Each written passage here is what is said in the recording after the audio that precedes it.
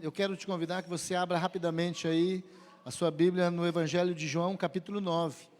Eu tenho um texto para compartilhar com os irmãos, que assim, por conta das atividades aqui, da nossa programação, né, ceia e tudo, mas eu estava pensando como nós faremos, mas eu vou ler, irmãos, não tem problema a gente ler. Não sei se você já leu o capítulo, né, esse texto, não é todo o capítulo 9, mas é uma boa parte, né, deixa eu ver, uma boa parte não, na verdade todo o capítulo 9, nós vamos ler, do Evangelho de João, fala sobre a cura de um cego de nascença, para que você possa entender, a gente possa entender toda a mensagem que o Senhor quer trazer ao nosso coração. Diz assim: caminhando Jesus viu um homem cego de nascença, e os seus discípulos perguntaram: mestre, quem pecou, este ou seus pais, para que nascessem cego? Respondeu Jesus: nem ele pecou, nem seus pais, mas foi para que se manifestassem nele as obras, guarde essa palavra, manifestassem as obras de Deus. É necessário que façamos as obras daquele que me enviou, enquanto é dia. A noite vem, quando ninguém pode trabalhar. Enquanto estou no mundo, sou a luz do mundo. Dito isto, cuspiu na terra, e tendo feito lodo com a saliva, aplicou aos olhos do cego, e dizendo: vai e lava-te no tanque de Siloé, que quer dizer enviado. E ele foi, lavou-se e voltou vendo. Então os vizinhos, os que dantes conhecia de vista como mendigo, perguntaram: não é este que estava sentado pedindo esmolas? Uns diziam: é ele, outros: não, mas se parece com ele. Ele mesmo, porém, dizia: sou eu. Perguntaram, pois, como foram abertos os olhos? E respondeu ele: um homem chamado Jesus fez lodo, untou-me os olhos e disse-me: vai ao tanque de Siloé e lava-te. Então fui, lavei-me e estou vendo. Disseram, pois, onde ele está? Respondeu: não sei. Levaram, pois, aos fariseus, que dantes fora cego. E era sábado, dia em que Jesus fez o lodo e lhes abriu os olhos. Então os fariseus, por sua vez, lhes perguntaram como chegar a ver. Ao que respondeu: aplicou o lodo aos meus olhos, lavei-me e estou vendo. Por isso, alguns dos fariseus diziam: este homem não é de Deus, porque não guardou o sábado. Diziam os outros: como pode um homem pecador fazer tamanhos sinais? E houve dissensão entre eles. De novo perguntaram ao cego: que dizes tu a respeito dele, visto que abriu os olhos? Que és profeta, respondeu ele. Não acreditaram os judeus que ele fora cego e que agora vira, quando não lhe chamaram, então lhe chamaram os pais. E os interrogaram: é este o vosso filho, que dizeis que nasceu cego? Como, pois, agora vê? Então os pais responderam: sabemos que este é nosso filho e que nasceu cego, mas não sabemos como o vê agora, ou quem lhe abriu os olhos, também não sabemos. Perguntai a ele, idade tem, falará a si mesmo. Isso disseram os pais, porque estavam com medo dos judeus, pois estes já haviam assentado que, se alguém confessasse ser Jesus o Cristo, fosse expulso da sinagoga. Por isso é que disse aos pais: idade tem, interrogai-o. Então chamaram pela segunda vez o homem que fora cego e lhe disseram: dá glória a Deus, nós sabemos que este homem é pecador. E ele retrucou: se é pecador, não sei. Uma coisa sei, eu era cego e agora vejo. Perguntaram-lhe, pois, que te fez ele? Como te abriu os olhos? E ele respondeu: já vô-lo disse e não atentaste. Como quereis ouvir outra vez? Porventura queres vós também tornar-vos seus discípulos? Então injuriaram e lhes disseram: o discípulo dele és tu, mas nós somos discípulos de Moisés. Sabemos que Deus falou a Moisés, mas a este nem sabemos de onde é. Respondeu o homem: nisto é de estranhar, que vós não saibais de onde ele é, e contudo me abriu os olhos. Sabemos que Deus não atende a pecadores, mas pelo contrário, se alguém teme a Deus e pratica a sua vontade, a este atende. Desde que há mundo, jamais se ouviu que alguém tenha aberto os olhos de um cego de nascença. E este homem não fosse de Deus, nada poderia ter feito. Mas eles retrucaram: tu és nascido todo em pecado, e não ensinas a nós. E o expulsaram. E ouvindo Jesus que o tinha expulsado, encontrou-lhe e perguntou: crês tu no Filho do Homem? E ele respondeu e disse: quem é, Senhor, para que eu nele creia? E Jesus lhes disse: já o tens visto, o que fala contigo. Então afirmou ele: creio, Senhor, e o adorou. Prosseguiu Jesus: e eu vim a este mundo para juízo, a fim de que os que não veem, vejam, e os que veem se tornem cegos. Alguns dentre os fariseus que estavam perto dele perguntou-lhes: acaso também nós somos cegos? Respondeu-lhe Jesus: se fosseis cegos, não teríeis pecado algum, mas, porque agora dizeis, não vemos, subsiste o vosso pecado. Amém? Pai, nós estamos diante da Tua palavra, nós entendemos que essa palavra, ela é o poder do Senhor a todo aquele que crê, e sabemos que essa palavra, ela é apta para ensinar, para corrigir, para instruir, e pedimos que essa palavra venha ao nosso coração. Ó Deus, e sabemos que ela não vem a nós por interpretação própria, por interpretação humana, por capacidade humana, mas ela vem pelo Teu Espírito, e é, ó Deus, debaixo da autoridade, submisso ao Teu Espírito, que eu me coloco agora. Que o Senhor, Deus, traga à Tua igreja aquilo que o Senhor já trouxe ao meu coração. E assim também, ó Deus, traga ao meu coração e à Tua igreja aquilo que o Senhor ainda quer revelar aos nossos corações. E seja tudo para a glória do Teu nome, nós oramos em nome de Jesus. Amém. Amém. Amados, eu quero sugerir um tema da nossa meditação. Façamos as obras do Pai. E algo interessante, se você for ver nesse texto, Jesus por 2 vezes, ele vai repetir isso, e ele vai destacar que não é apenas a obra. Nós temos um vício, né, falando assim, eu estou fazendo a obra de Deus, eu faço a obra, mas pelo que nós entendemos, e se fôssemos ter mais tempo para poder vasculhar esse texto, e buscar muito mais entendimento, nós veríamos que o Senhor não realizou apenas uma obra, pode até mesmo ver que foram abertos os olhos, né, físicos, mas muito mais o Senhor fez na vida daquele homem. Por isso nós sugerimos isso, para que fique fixado no meu, no seu coração e nosso coração, que nós somos chamados para fazer as obras, no plural. Às vezes nós nos limitamos em achar que Deus só tem aquele ministério, Deus só tem aquela obra, Deus só sabe ensinar aquilo para nós, somente aquilo. De repente Ele quer te usar somente naquele lugar, mas eu acredito que muito mais Ele tem a fazer e a nos ensinar. Querido, este milagre de Jesus nos ensina lições valiosíssimas.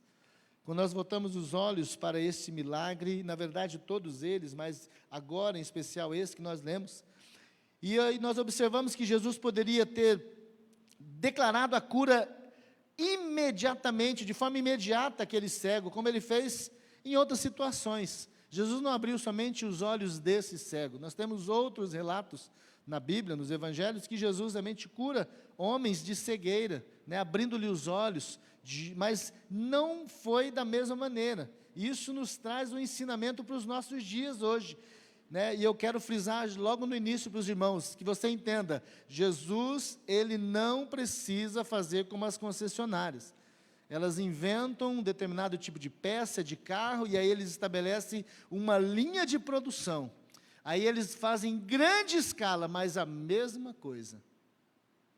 Se você acha que Jesus é assim, Ele só vai poder curar se Ele fizer um lodo no chão. Algum pastor, algum profeta vier e cuspir no chão e colocar, e aí só assim que serve. E tem muita gente ensinando mais linha de produção do que entender o poder de Deus. Nós temos que tomar cuidado com isso. Jesus, Ele operou na vida desse homem de uma forma inesperada, totalmente diferente. Porque a cegueira abordada aqui, segundo a análise do texto, estava relacionada a verdades profundas que precisavam ser trazidas à luz. E nós sabemos que cada obra que o Senhor realiza na vida de alguém, Ele conhece todo um contexto, tudo aquilo que envolve a nossa vida, tudo aquilo que nós precisamos. Muitas vezes nós achamos que a nossa maior necessidade, no caso desse cego, a maior necessidade dele seria somente a visão. Sim, ela é muito importante, mas Jesus conhece o homem por inteiro, por completo. Ele sabe qual é a minha situação, a minha necessidade, sabe qual é a nossa necessidade? Como quando ele começa e inicia a cura nesse homem, que ele começa untando, ungindo os seus olhos, através de um lodo que ele faz com a sua própria saliva, ele iniciou uma obra de cura.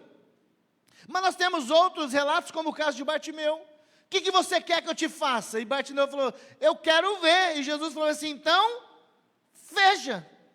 E nós entendemos que em meio àquela multidão em Jericó, Bartimeu começa a ver todo mundo. Então são exemplos, são experiências diferentes. Jesus queria não só curar a cegueira física, como também os olhos espirituais do cego e daquelas pessoas que estavam à sua volta. Você vê que o Senhor, Ele trabalha na nossa vida, mas Ele olha para nós, como também a partir de nós. Ele olha para mim e olha a partir da minha vida, na sociedade, no meio onde eu vivo. Ele olha para você e enxerga em você a sociedade, o meio em que você vive. A cura, a obra, o projeto que Ele vai realizar em você, vai alcançar além de você. O negócio que nós achamos que tudo deve girar em torno de nós. Porque nós queremos pegar aquele nosso pacotinho de bala, como faz com as crianças, e correr para o nosso quarto. Guardar lá, e aí pedir para o coleguinha, dá uma bala, e deixar lá. Esse jeito de criança que é inocente, mas já tem na sua natureza o egoísmo.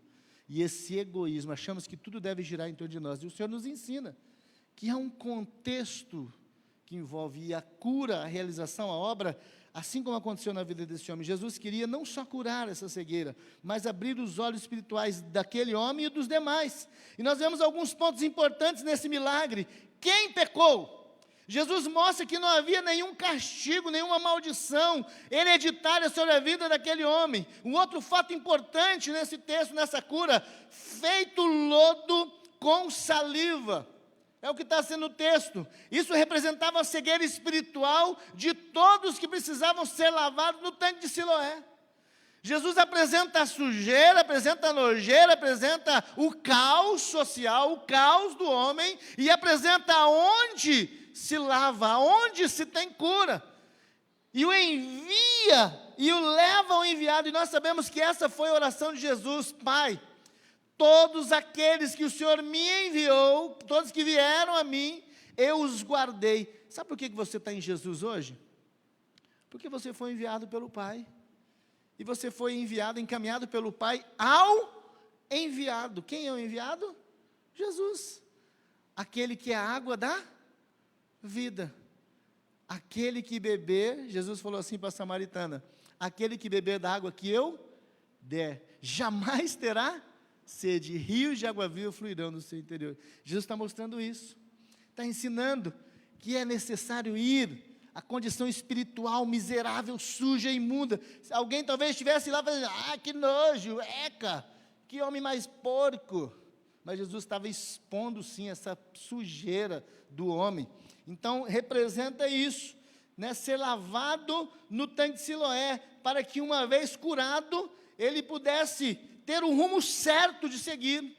Imagina que aquele homem, quando ele recebeu a palavra dizendo assim, vai lavar ao tanque de Siloé, para um cego. O que nos dá a direção certa? Os nossos olhos. Quando alguém fala assim, olha, vai em direção a Cuiabá, você fala, peraí, Cuiabá fica para o norte, para lá. Então eu enxergo, eu não cheguei ainda, mas eu sei que é para lá. E eu começo a pegar o caminho. A visão nos dá essa direção. Imagina aquele homem. Eu sei que tem um tanque de Siloé, um dia na minha vida eu já passei por lá, mas eu não sei a que direção. Ele estava sem direção. Quando Jesus ele fala, vai, ele ia trazer a cura, e ele ia dar o rumo certo na vida daquele homem. Outro aspecto importante é que ele fala assim nesse texto, era sábado o dia que Jesus fez. Jesus desejava libertar o povo do legalismo que esfria corações e faz esquecer aquilo que é principal, o amor. Os irmãos viram na leitura.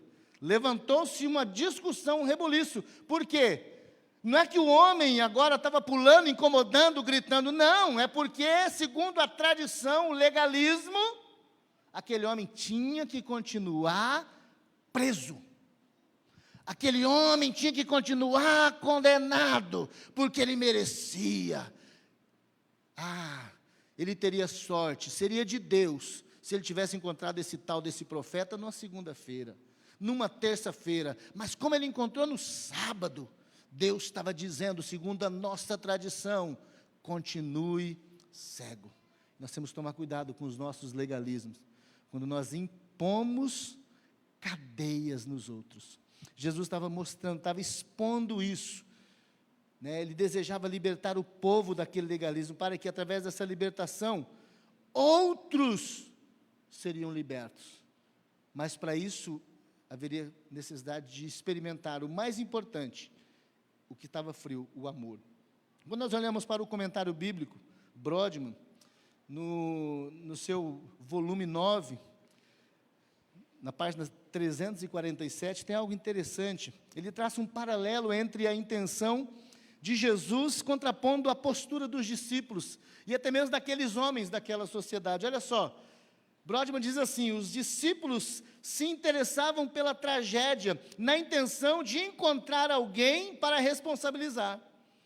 Essa era a intenção dos discípulos, mas Jesus, por sua vez, estava preocupado com o que poderia fazer para mudar a situação.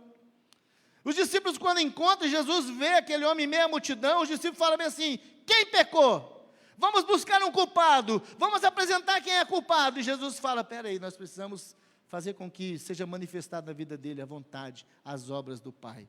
Um outro ponto interessante, destacado por Brodmann, ele diz assim, os discípulos estavam interessados nas causas humanas, desde os seus primórdios. A lei diz que isso era verdade.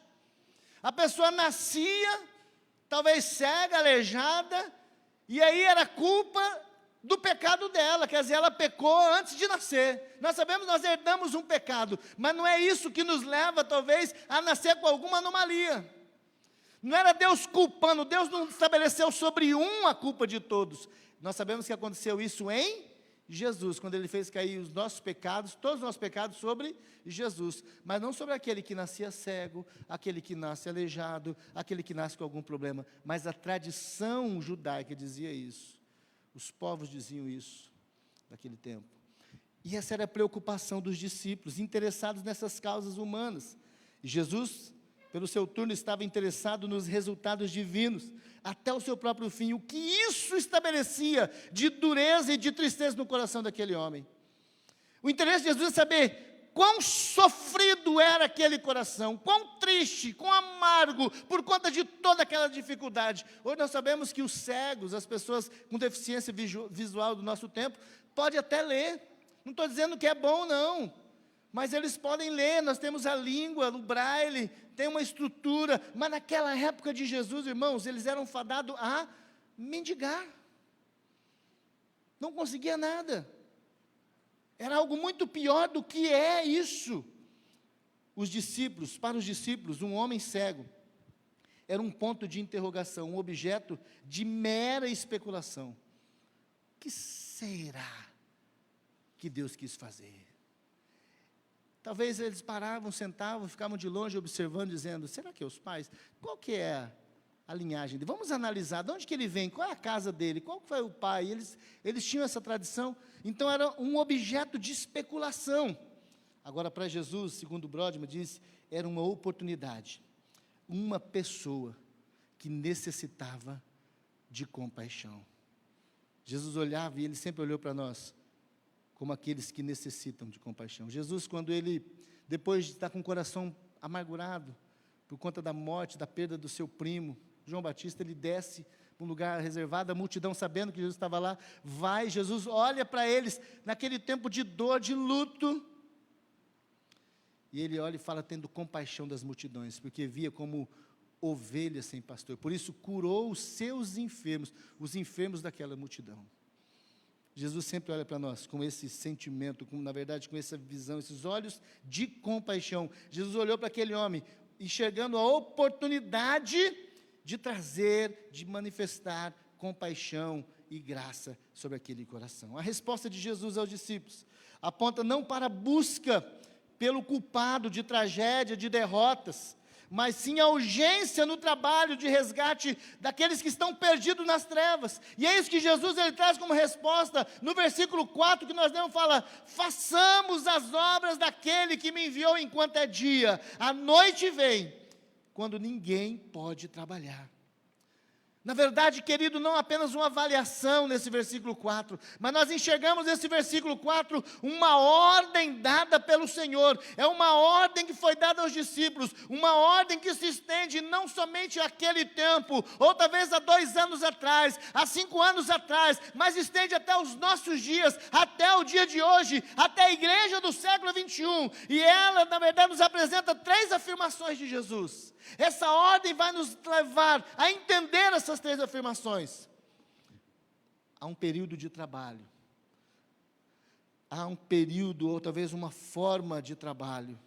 E há uma finalidade desse trabalho. Nós somos chamados para trabalhar. Nós somos chamados para desenvolver as obras do Senhor. Mas o Senhor, na sua afirmação, Ele vai nos apresentar, dentro dessa afirmação, primeiro, entender o período desse trabalho. Quando? Quando que nós temos que então trabalhar? Ou talvez, de que jeito? Qual é a forma desse trabalho? Ou, segundo o trabalho, qual a finalidade?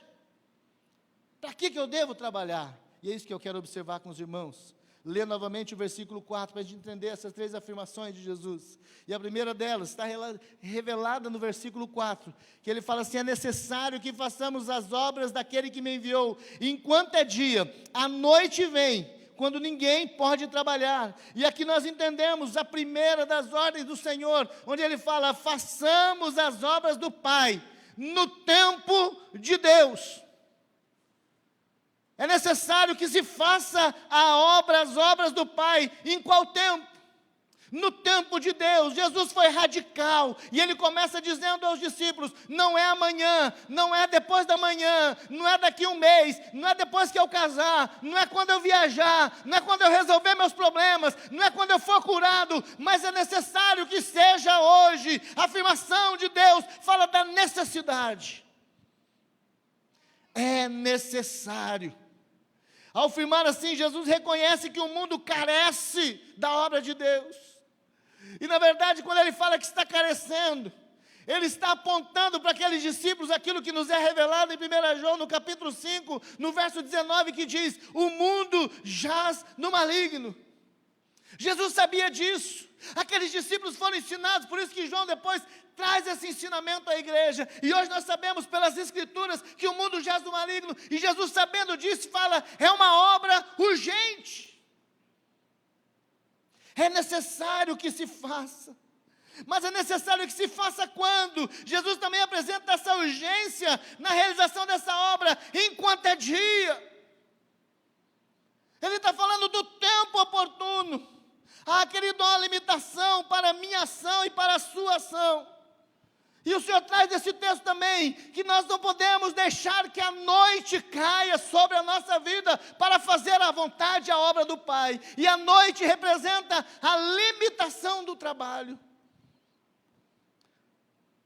É necessário que faça a obra no tempo de Deus. E o tempo de Deus é revelado enquanto é dia, enquanto você pode trabalhar, enquanto você tem condição de trabalhar, enquanto você precisa trabalhar, enquanto as pessoas precisam ser alcançadas.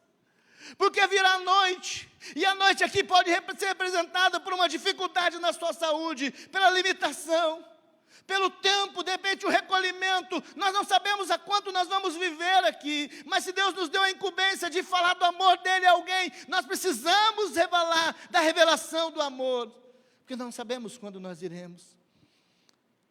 Você pode viver mais de 100 anos, eu não quero te amedrontar, mas também você pode viver somente até o dia de hoje. Às vezes nós queremos falar: não, Senhor, amanhã, depois. E essa era a observação. Jesus fazia essa afirmação dizendo também em relação ao seu ministério terreno. Ele sabia que seria por pouco tempo, e ele precisava imprimir no coração daqueles homens que o trabalho, a obra de redenção, de resgate era urgente. E o problema da igreja de hoje é que ela acha que ela tem todo o tempo do mundo. Há 2 anos atrás nós achamos que nós estávamos bem. E hoje nós estamos vivendo um recomeço de um novo tempo, depois de muitas perdas, não somente pela morte, mas pessoas que estão vagando por aí, estão cheias. Em 2 anos todo mundo concluiu um curso, fechou e não precisa mais de Jesus. É como se todos estivessem salvos. Há 2 anos atrás era uma realidade de igreja, hoje nós vivemos hoje um caos. De repente, daqui um tempo. E esse tempo nunca chega. Queridos, nós temos essa limitação. A limitação é a noite, ela vem.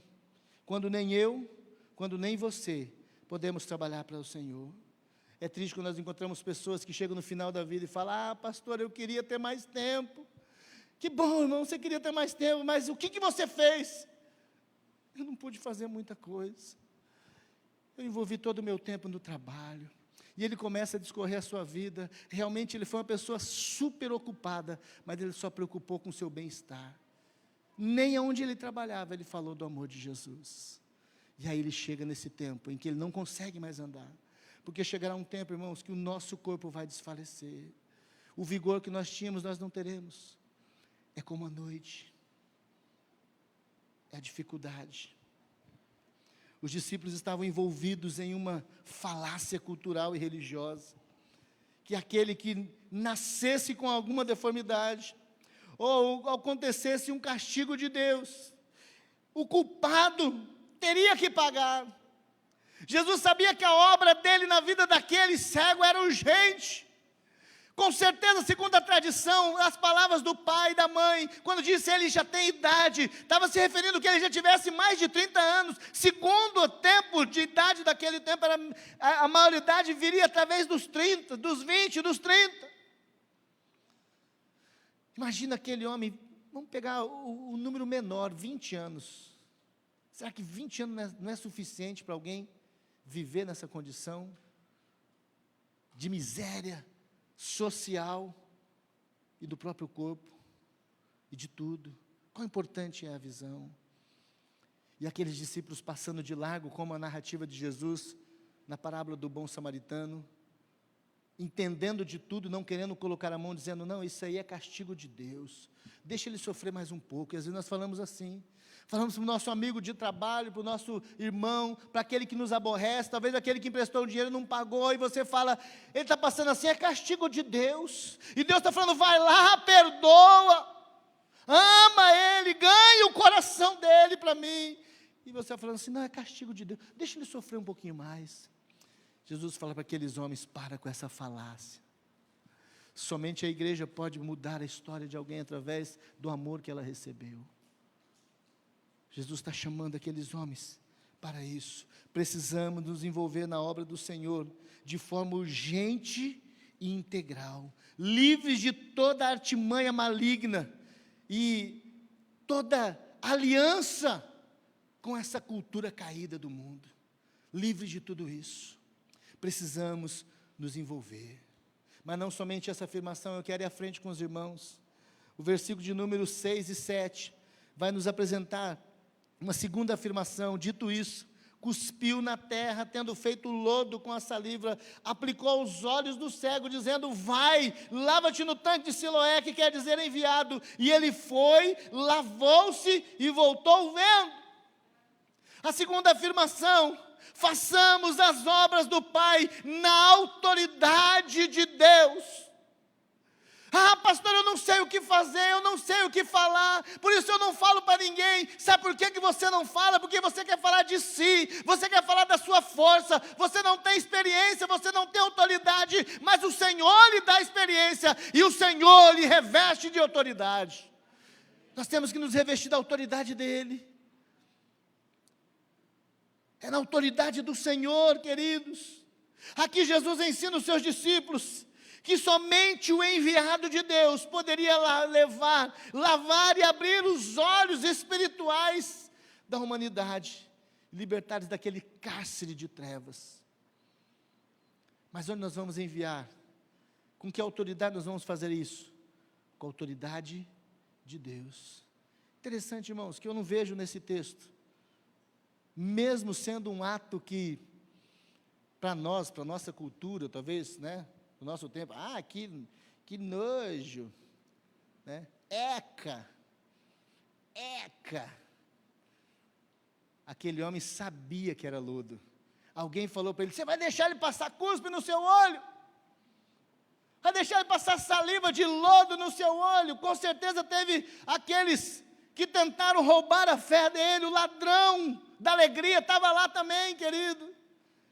Ele não estava livre de tudo isso não. Toda vez nós estamos também rodeados pelo ladrão da alegria, querendo colocar coisas na nossa cabeça, roubar o projeto que Deus quer fazer na nossa vida. Aquele homem, sabendo o que Jesus estava passando, e Jesus não escondeu. Com certeza, eu acredito que aquele homem deve ter perguntado: o que é isso? Ele está dizendo: é lodo. Eu estou untando os seus olhos. Jesus não pratica uma obra nas escondidas. Ele faz de forma clara, e ele depois vai ensinar o porquê ele fez isso. E Jesus fala àquele homem, agora depois de ter lambrecado, e nós entendemos talvez que fosse aquela passadinha, mas e se for aquela lambrequeira mesmo, irmãos? Talvez seja só na bola do olho, né? Mas de repente Jesus expôs aquela imundície. E é o que ele faz. E tem gente que fala: Jesus me expôs. Não, o mundo está te expondo há muito tempo. O mundo tem colocado as pessoas em lugares ridículos. É só você ligar a televisão, você vê épocas de carnaval, o quanto os homens, a figura tanto masculina quanto feminina, é ridicularizada pela sociedade, e hoje está muito mais explícito nas redes sociais, através de linguagem, de conversa, de diálogo, e por aí afora vai. É ou não é verdade? Será que é Jesus que quer ridicularizar o homem? Jesus apenas expôs: essa é a sua situação. Situação de lodo, situação de miséria. Mas eu estou dizendo um negócio para você: vai lavar.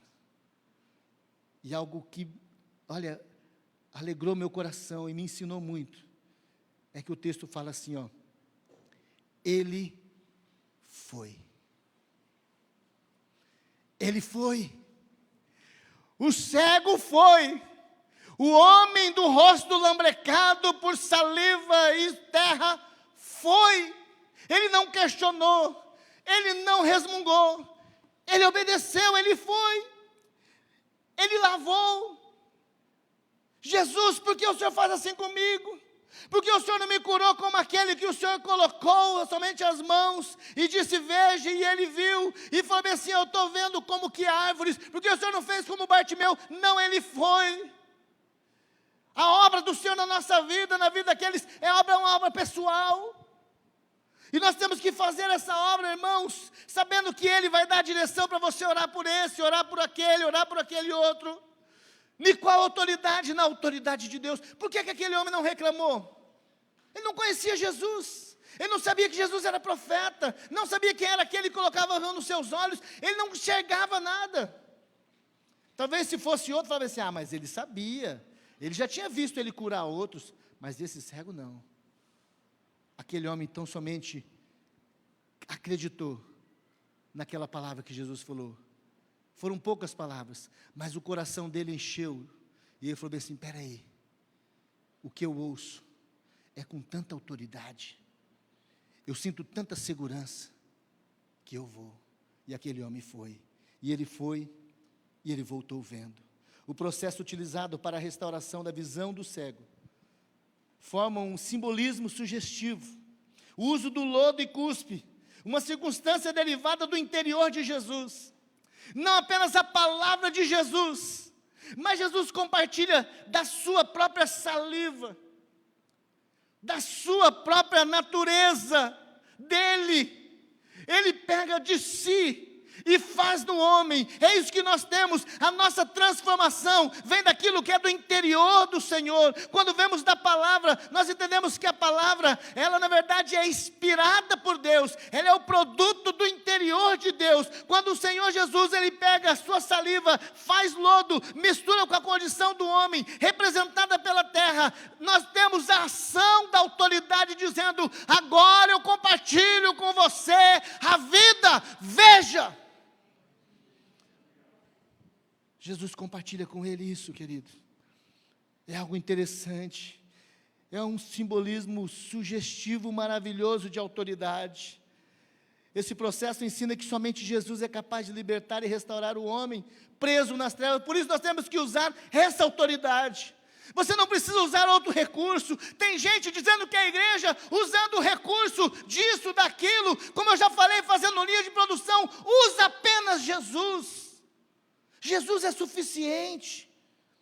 Pastor, como eu vou fazer a obra? Como que eu vou falar lá na empresa? Como eu vou falar lá na repartição pública onde eu trabalho? Como eu vou falar na minha casa? Suficiente é Jesus. Entenda que Jesus é suficiente. E não somente isso, querido, mas lavar no tanque de Siloé foi um meio de trabalhar a fé daquele homem. Siloé é enviado. O cego foi desafiado a sair em obediência de onde ele estava, em direção àquele que tinha sido enviado, ou aquele que o enviara. É um ato de fé. Tem gente que está oferecendo, dizendo: não, aí onde você está não precisa fazer nada. Hoje se prega uma teologia do sossego do homem. Estão formando os discípulos do Tim Maia, que só querem sossego. Ele não precisa mais sair de casa, nós transmitimos. Por conta disso eu tenho que ficar em casa, eu não preciso mais ter compromisso com o corpo. Para quem está enfermo, quem está conhecendo a palavra, amém. Mas para aqueles que são capacitados, precisam vir, receber, ser revestido da autoridade. Aquele homem teve os olhos abertos, porque ele obedeceu aquele desafio de fé. Ele saiu de onde ele estava. O texto não fala que alguém pegou pela mão, o conduziu, levou. Com certeza aquele homem deve ter dado alguns tropeções, porque ele sentiu no seu coração que seria a última caminhada em trevas dele. E ele queria chegar logo nesse tanque. Onde é esse tanque? Por favor, alguém pode me conduzir, direcionar onde está esse tanque? Eu recebi uma palavra e eu vou em direção. A palavra de Jesus ao coração daquele homem estimulou aquele homem a obedecer. Sabe por quê, irmãos? Porque Jesus era a figura da obediência. Muitas vezes a gente fala, as pessoas não obedecem, né? O homem fala, não obedece. Eu pergunto: qual nível de obediência você anda? Com a palavra, com a autoridade, autoridade eclesiástica. Paulo vai falar sobre Jesus, que ele mesmo sendo Deus não quis ser igual a Deus, aquilo que poderia ser colocado, mas ele esvaziou a si mesmo, e foi achado na forma de homem, semelhante aos homens, e achado na forma de homem, foi obediente, Filipenses 2, até a morte, e morte de cruz. Você quer que alguém ouça com autoridade o que você fala? Obedeça a Jesus? Olhe primeiro para você. Você está obedecendo a Jesus? A gente precisa ser referência de obediência na vida dos outros. Mas se os outros veem na minha vida que eu não tenho obedecido, eu também não vou obedecer.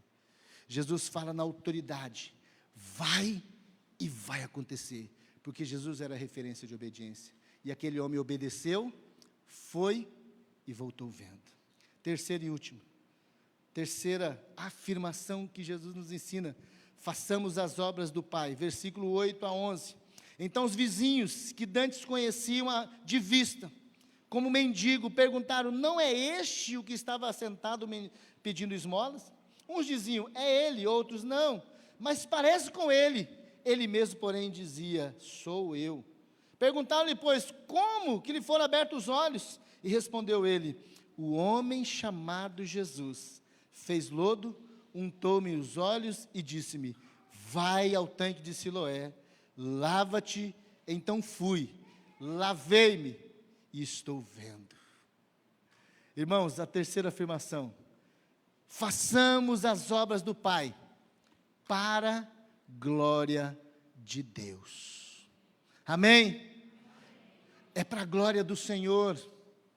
É algo interessante, nós vemos, após ser curado, aquele homem não glorificou, não louvou, não exaltou Deus, mas acredito que ele estava contemplando o que a cura havia proporcionado. Ele começou a contemplar a natureza, os pássaros, e até mesmo que só ouvia, ele estava maravilhado. Aquele homem, com certeza, quando ele vinha do tanque de Siloé, ele vinha olhando. Eu não sei se você já parou para contemplar a natureza, mas imagina alguém 20, 30 anos, escutando pássaros, escutando, sentindo a brisa, sentindo talvez o queimar do sol, e de repente os seus olhos se abram. Imagina com 20, com 30 anos, ele nascendo para toda essa beleza. Nós que muitas vezes amanhecemos e nem sequer contemplamos uma flor que é colocada aqui à frente. Uma flor que o Senhor faz com que nasça lá na sua casa, naquele dia difícil, você não plantou, mas aquela flor naquele dia, naquela manhã, que você precisava de uma resposta, ao sair lá na sua frente, você não conseguiu aquele pseudo dinheiro que você achava que ia mudar a sua história, aquela resposta, mas Deus já mandou por aquela flor, onde fez nascer aquela beleza, e você passa por ali e você fala, que é isso? Quem plantou isso? E você não consegue contemplar a beleza da natureza. Aquele homem estava maravilhado, para todos os lados. Ele não tinha glorificado a Deus com seus lábios, mas ele estava contemplando a glória, a beleza, o firmamento. Em meio à sua contemplação, ele foi conhecido pelos vizinhos. Ele não conhecia ninguém. Talvez ele lembrava de algum timbre de voz, mas ele não sabia quem era. E os seus vizinhos o viram mendigando, conheceram, e depois que perguntaram, disseram a ele, mas é você? Você é irmão, é parente? Alguém dizia, não, sou eu mesmo. Porque com certeza, o rosto daquele homem era diferente, o visual dele já era diferente, ele não tinha mudado a sua roupa ainda era aquela roupa suja, sua roupa mal cheirosa, rasgada, mas querido, a beleza estava no rosto, na forma que ele andava, o que ele contemplava, o que estava no seu coração. Tudo porque ele tinha recebido a visitação do Senhor. Ah, querido, em meio àquela contemplação ele foi reconhecido. E quando ele perguntado o que aconteceu, ele começa a sua jornada de testemunho, indo até a adoração a Jesus. Aquele homem, depois da primeira pergunta, eu entendo que ele começou uma jornada, a qual eu acredito que deve ter começado já no seu coração. Eu não sei a que distância você está nessa jornada de adoração e de testemunho por aquilo que já foi feito na sua vida. Há poucas horas, há poucos minutos, ou talvez nem uma hora de conversão, de transformação, de encontro, de ser marcado pela presença do Senhor. Aquele homem começa a sua jornada de testemunho, e nós entendemos que nós somos salvos, transformados, não para a nossa glória, não para resolver o nosso problema pessoal, mas para a glória de Deus. Ah, queridos, aquele homem começa. E aí perguntam para ele, é você? Sou eu mesmo. Mas por que você agora está vendo? E ele disse, um homem chamado Jesus. E ele começa a falar. Ele não teve vergonha do testemunho. Ele não teve vergonha de falar qual o recurso que Deus usou. Da onde ele foi tirado e como ele foi tirado de lá. Agora tem gente que se apresenta dizendo, olha, você está me vendo aqui? Eu sou o poderoso ungidão. Tome cuidado comigo, não mexa. Querido, eu fui tirado da lama. Eu estou aqui pela misericórdia. Fui tirado da lama. Fui tirado das trevas. Pedro fala, nós fomos transportados das trevas para a maravilhosa luz. Essa é a nossa condição. Aquele homem não teve vergonha de falar, de testemunhar. Um homem chamado Jesus. Um homem chamado Jesus mudou a história da minha vida. Um homem chamado Jesus untou os meus olhos com lodo de saliva. Um homem chamado Jesus me desafiou e me enviou ao tanque de Siloé. Um homem chamado Jesus disse, lava, mergulha nessa água e você você vai ver, aquele homem chamado Jesus encorajou o meu coração, e eu não apenas lavei o meu rosto, mas eu mergulhei, e é por isso que eu estou assim úmido. Eu consegui enxergar aquela água, eu consegui enxergar todo mundo. O homem chamado Jesus mudou a minha história. Era tanta ênfase no coração daquele homem, e ele falou: por isso eu estou vendo. O seu testemunho lhe custou horas de perseguição. O nosso testemunho vai custar perseguição. Mas hoje, irmãos, há uma falácia mentirosa, há um engano dizendo que tudo tem que ser tranquilo. Glória a Deus, porque nós estamos num país pacífico, que ainda vivemos esse tempo, mas a Bíblia diz que haverá perseguição. Isso não é porque Satanás é mais poderoso, é porque a palavra de Deus, ela pode se cumprir, e nós não seremos tirados da presença do Senhor. Mas tem gente que não pode, não quer, não entende. Aquele homem, aquele novo convertido, aquele novo discípulo, que ele mesmo disse: vocês também querem ser discípulos? Porque eu já sou. Um novo discípulo que ainda não tinha visto o seu mestre, mas ele já o seguia. Ele começa a sofrer as primeiras perseguições e questionamentos, logo no ensino, no início da sua caminhada. No início daquela caminhada de fé, os fariseus o questionaram pelo sábado. Tem gente que vai questionar pela legalidade, vai questionar por isso. Mas não vem dizer que lodo cura alguém. Querido, não é lodo. Então fala o seguinte: eu vou fazer a mesma coisa com outro. Não faça, que Jesus não usa linha de produção. Jesus não precisa usar lodo no olho de todo mundo. Não é assim que faz. Aquele homem compartilhou, nós temos que tomar cuidado. Mas veio o irmão aqui, contou que ele tomou 2 litros de óleo, que ele ungiu, que ele consagrou no monte, e ele foi curado de uma úlcera. Todo mundo tem que tomar 2 litros. E tem gente que prega isso. Um absurdo. Nós temos que testemunhar o que Jesus fez, o que Ele pode fazer na vida dos outros, mas não como linha de produção, mas como ato de fé. Porque de uma forma particular e pessoal, Deus vai falar contigo, Deus vai te visitar. Aquele homem começou a sofrer perseguição. Os fariseus, por sua vez, lhe perguntaram como chegaram a ver, e ele disse: olha, aplicou lodo nos meus olhos, lavei, e eu estou vendo. E por isso os fariseus diziam: esse homem não é de Deus, porque ele não guardou o sábado. Dizia isso: como pode um homem pecador fazer tais sinais? E houve dissensão entre eles. Nós vemos a perseguição, e assim ele foi questionado. Os pais se equivocaram, se esquivaram diante das ameaças, e eles não acreditaram, mandaram chamar os pais. E tem gente que vai chamar a sua casa dizendo assim: esse é seu filho, olha o que está fazendo, olha a sua mulher, e começar a levantar dissensão entre vocês. E aqueles pais também não entenderam, porque não tinham tido o encontro que aquele homem tinha tido. Mas tudo ele falava para a glória do Senhor. O homem chamado Jesus untou os meus olhos. Untou. Depois de tudo isso, querido, ele foi expulso da sinagoga. Depois de expulso, Jesus se apresenta a ele, e aí ele conhece Jesus face a face. Até então ele tinha conhecido com o seu coração. Eu vejo que até esse momento a condição desse homem era como a nossa. Nós recebemos a Jesus através do que ele fez em nós, mas nós ainda não vemos. Aquele homem teve o privilégio de poucas horas, ou talvez 1 hora depois, contemplar o rosto de Jesus. Mas nós, querido, um dia nós contemplaremos. Como eu acho maravilhoso a letra daquele hino que diz assim: um dia verei a Jesus, verei o meu Redentor como Ele é. Oh, aleluia! Verei o teu rosto, verei a Jesus como Ele é. Aquele homem teve o privilégio. Por isso, quando ele viu a Jesus face a face, seus olhos espirituais ainda foram mais abertos. E o texto fala que ele adorou ao Senhor, ouvindo Jesus que o tinha expulsado. Encontrando, perguntou: crês tu no Filho do Homem? E ele respondeu e disse: quem é, Senhor, para que eu nele creia? E Jesus lhes disse: já tem visto aquele que fala contigo. Então afirmou: creio, Senhor, e o adorou.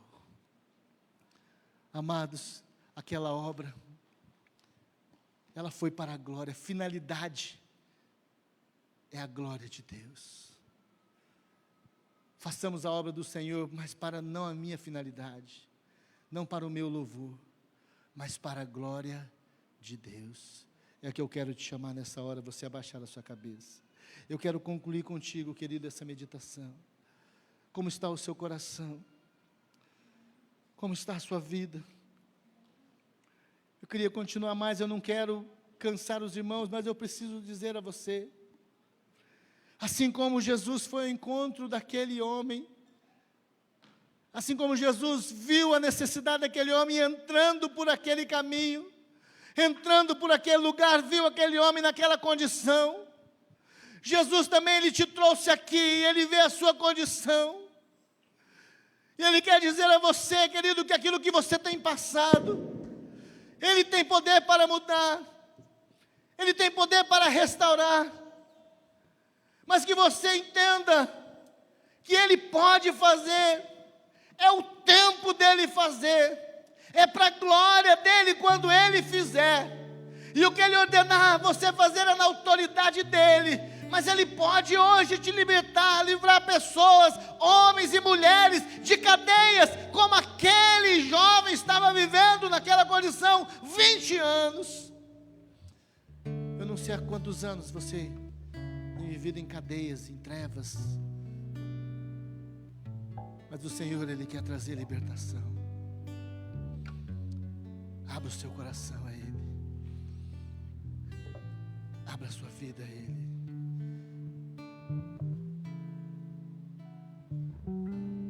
Que você saia daqui convicto e dizendo, quando as pessoas olharem para você, falando assim, mas peraí, o que está acontecendo? O que aconteceu?